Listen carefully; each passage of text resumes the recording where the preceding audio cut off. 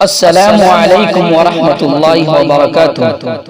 سامعین و ناظرین، میں امید کرتا ہوں کہ آپ سبھی حضرات خیر و عافیت سے ہوں گے۔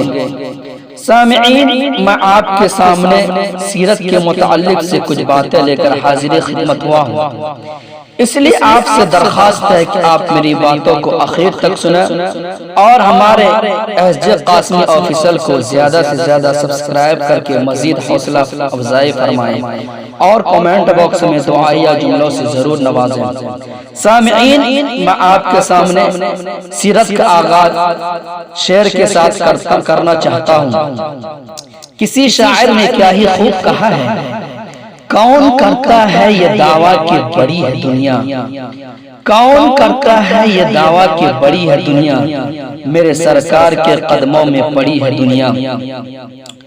نہ کوئی داستان ہے جس میں لطف داستان بھر دوں، نہ کوئی داستان ہے جس میں لطف داستان بھر دوں، نہ افسانہ ہے جس کو جس طرح چاہوں بیاں کر دوں۔ یہ قرآنی بیاں ہے کالی کملی والے کا، یہ قرآنی بیاں ہے کالی کملی والے کا، وہ جس کے نور سے ظلمت نے منہ دیکھا اجالے کا۔ اس کی زندگی نے زندگی کو زندگی بخشی، اس کی زندگی نے زندگی کو زندگی بخشی، گلوں کو رنگ مہروما کو تابندگی بخشی۔ اسے شمس الضحیٰ کہیے، اسے بدر الدجا کہیے، اسے شمس الضحیٰ کہیے، اسے بدر الدجا کہیے، مگر اس کی شریعت کا ادب مانے ہیں کیا کہیے۔ سامعین، آپ صلی اللہ علیہ وسلم کا اسوہ حسنہ، آپ صلی اللہ علیہ وسلم کا سیرت مقدسہ کا پہلا سبق کیا ہے؟ اور وہی پہلا سبق کلید کی حیثیت رکھتا ہے، کنجی ہے۔ سیرت کے اسباق میں سب سے بڑا وہ سبق ہے۔ افسوس کہ ہم سیرت کو سنتے ہیں مگر اس کان سے سنتے ہیں اور دوسرے کان سے اڑا دیتے ہیں۔ اللہ کا خوف، آخرت کا خوف رکھ کر کہ اللہ کا حکم ہے کہ سیرت کے سانچے میں ہم اپنے آپ کو ڈھالیں، آخرت میں یہی سیرت ہمارے کام آئیں گی۔ اگر خوف خدا اور خوف آخرت رکھ کر ہم سیرت کو سنتے ہیں تو سیرت ہمارے اوپر اثر کرتی ہے اور عمل کا جذبہ پیدا ہوتا ہے۔ غفلت سے سنتے ہیں، اللہ اور آخرت کی یاد سے غافل ہو کر سنتے ہیں، اس لیے اثر نہیں ہوتا۔ سامعین، رسول اللہ کی زندگی میں نمونہ ہے، غفلت شعاروں کے لیے نمونہ ہے، جو وقت گزارنے کے لیے سیرت سنتے کیا ان کے لیے نمونہ ہے، جو ٹائم پاس کرنے کے لیے نبی کی سیرت کو سنتے کیا ان کے لیے نمونہ ہے، جو چٹپٹے الفاظ سننے کے لیے سیرت سنتے کیا ان کے لیے نمونہ ہے۔ سامعین، ہرگز ایسا نہیں ہے۔ حاضرین، نیت جیسی ہوگی ویسی ہی برکت ہوگی۔ ٹائم پاس کرنے والوں کے لیے نمونہ نہیں ہے، غفلت کے ساتھ سیرت سننے والوں کے لیے نمونہ نہیں ہے، بلکہ لقد کان لکم فی رسول اللہ اسوۃ حسنہ، کہ رسول اللہ کی زندگی میں نمونہ ہے کس کے لیے؟ لمن کان یرجو اللہ والیوم الآخر، جن کے دل خوف خدا سے، اللہ کے خوف سے اور آخرت کے خوف سے لرزتے ہو اور جن کی زبان ذکر الہی سے تر ہو، ان کو سیرت میں نمونہ ہے، ان کو عمل کی توفیق ملتی ہے۔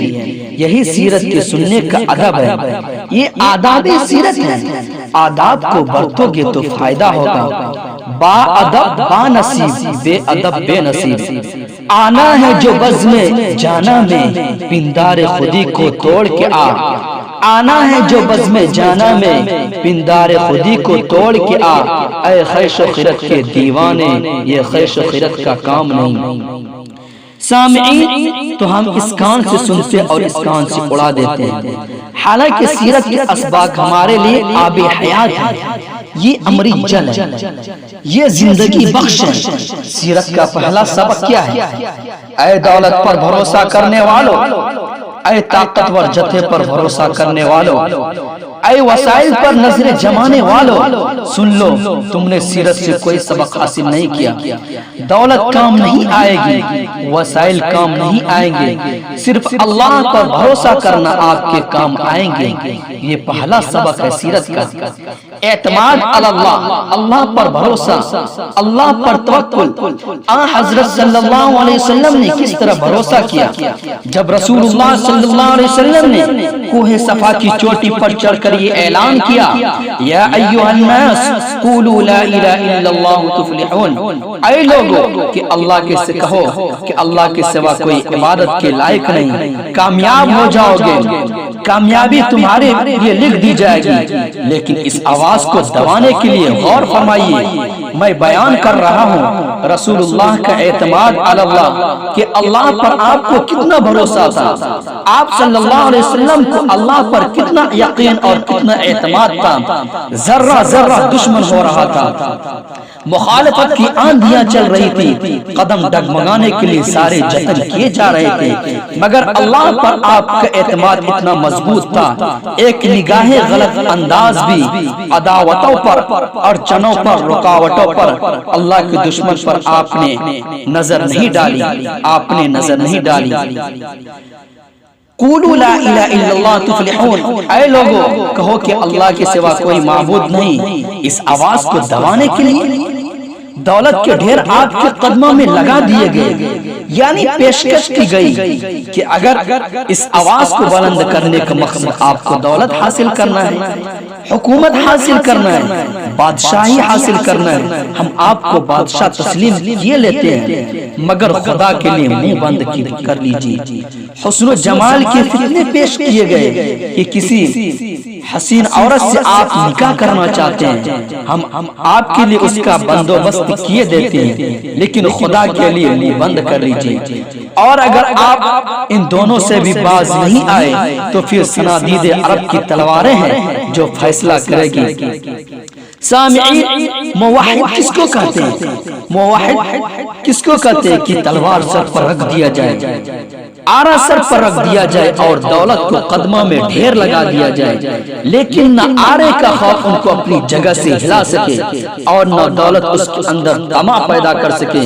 تو کہا گیا دولت لے لیجیے، حکومت لے لیجیے، حسین و جمیل خاتون سے نکاح کر لیجیے، ورنہ ہماری تلواروں سے مقابلہ کے لیے تیار ہو جائیے۔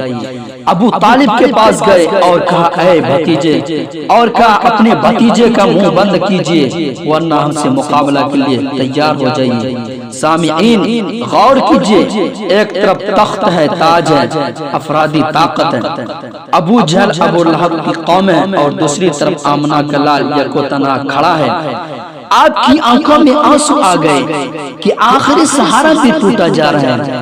یادگار شمع محفل تھی وہ پروانے کی خاک، یادگار شمع محفل تھی وہ پروانے کی خاک، صبح تک وہ بھی نہ چھوڑی تو نے اے باد صبا۔ سامعین پھر آپ صلی اللہ علیہ وسلم نے فرمایا چچا یہ چند تلواریں کیا ہیں، یہ چند سکے کیا ہیں، جس کو غلط فہمی ہو وہ اپنی غلط فہمی کو دور کر لے۔ خدا کی قسم یہ دنیا سے بڑی طاقت یعنی سورج کا گولا اگر میرے دائیں ہاتھ پر رکھ دیا جائے، سورج کے گولے میں ہزاروں زمین سما جائے، اتنا بڑا سورج کا گولا ہے۔ اگر سورج کا گولا میرے دائیں ہاتھ دائیں مٹھی میں رکھ دیا جائے اور چاند کا گولا میرے بائیں مٹھی پر رکھ دیا جائے، اور یہ لوگ توقع قائم کرے کہ جس مٹھی سے میں نے توحید کا دامن پکڑ رکھا ہے وہ مٹھی میں ڈھیلی کر دوں، تو یہ خام خیالی ہے، یہ خواب پورا نہیں ہو سکتا۔ توحید کا دامن میرے ہاتھ سے نہیں چھوڑ سکتا، یا تو توحید مکمل ہو کر رہے گی یا میں اس کے راستے میں کام آ جاؤں گا۔ ایک دو ظلم کیا، ایک دو اڑچن کیا، ظلم کی آندھیاں بھی مجھ کو روک نہیں سکتی۔ جفا و جور کی آندھی چلے طوفان آ جائے، جفا و جور کی آندھی چلے طوفان آ جائے، مٹانے کو میرے شداد اور ہما آ جائے، کسی دھمکی کسی ڈر سے میرا دل گھٹ نہیں سکتا، مجھ پہ فرض ادا کرنا اسے ہٹ نہیں سکتا۔ یہ ہے اعتماد علی اللہ، یہ ہے توکل علی اللہ کہ جب آپ ٹھان لیجیے تو اللہ پر بھروسہ کیجیے۔ یہ مکڑی کے جالے ہیں جن پر آپ نے بھروسہ کر رکھا ہے۔ نبی کی سیرت کا یہ پہلا سبق ہے، جب کوئی بڑا کام کے لیے اٹھیے تو آپ کی نظر اللہ پر ہونی چاہیے، انشاءاللہ کامیابی قدم چومے گی۔ خدا کے سوا چھوڑ دے، خدا کے سوا چھوڑ دے سب سہارے، کہ ہے عارضی زور کمزور سہارے، طلب مدد کی نہیں ان سے جو ہے خود محتاج، طلب مدد کی نہیں ان سے جو ہے خود محتاج، طلب مدد کی ہے بالصبر والصلاۃ اے دوستو۔ تو پہلا سبق سیرت کا آپ نے یاد کیا، کیا اللہ پر آپ کا بھروسہ رہتا ہے یا وسائل پر نظریں جم جاتی ہے؟ یہی فطرت کی محتاجگی، یہی دل کی غریبی ہے، یہی فطرت کی محتاجگی، یہی دل کی غریبی ہے، کسی کے آسرے پر بیٹھے رہنا یہ بدنصیبی ہے۔ دوستو سبق سیرت رسول اللہ کا دوسرا سبق سادگی کی تھی، تواضع کی تھی۔ آپ صلی اللہ علیہ وسلم کی سیرت کا دوسرا سبق سادگی اور تواضع ہے۔ یاد رکھیں، تکبر سے دل نہیں جڑتے، تکبر سے دل پھٹتے ہیں، تواضع میں اللہ نے کشش رکھی ہے۔ تواضع سے دل جڑتے ہیں، تواضع میں مقناطیسی اثر ہوتا ہے، تواضع کھینچ لیتی ہے۔ من تواضع للہ رفعہ اللہ، جو اللہ کے لیے چھوٹا بنتا ہے، جو تواضع اختیار کرتا ہے، اللہ اس کو بلند مقام پر اٹھا لیتا ہے۔ سامعین، اس لیے میں اخیر میں آپ تمام سے یہ درخواست کرنا چاہتا ہوں کہ اللہ رب العزت ہمیں سیرت طیبہ پر مکمل طور پر اپنے آپ کو ڈھالنے کی توفیق عطا فرمائے۔